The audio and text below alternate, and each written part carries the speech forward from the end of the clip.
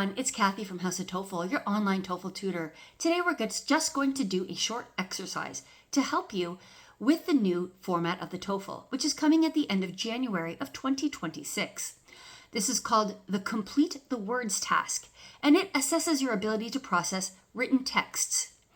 And you will be given a paragraph of between 70 and 100 words.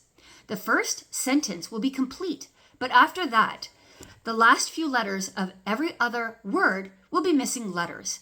There is a total of 10 words that you have to fill in the missing letters. Please pause the video and look in the description of this video. I've written a paragraph that is adapted from ETS. Try to fill in the missing letters. Pause now. If you completed this easily, congratulations. If you need some help, let's talk about the words that are missing and how to find them. First of all, let me read this in its entirety. We know from cave paintings that there are over 10,000 years old that early humans performed dances in groups. We might think that prehistoric people only focused on basic survival since resources were much scarcer in ancient times.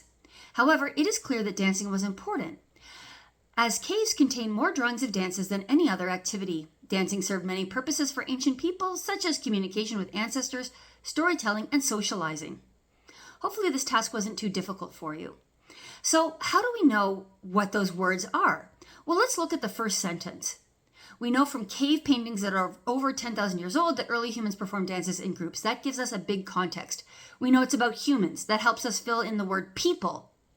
And we know this is about dances. That helps us fill in the word dancing, right?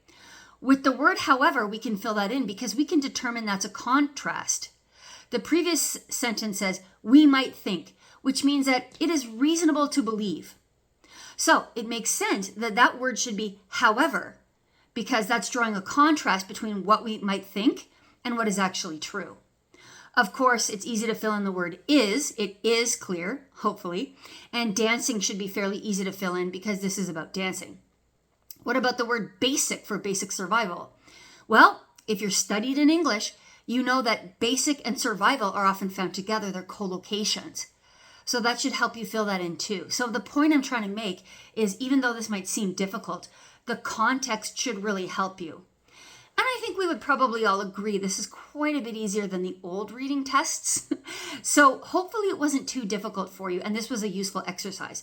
Now in the real test, it will be one intact sentence at the beginning and then the second half of every other word is deleted and it's a total of 10 words. I know this exercise didn't follow that exactly, but this was just an exercise to get you used to it. Okay, thank you for watching and have a great day.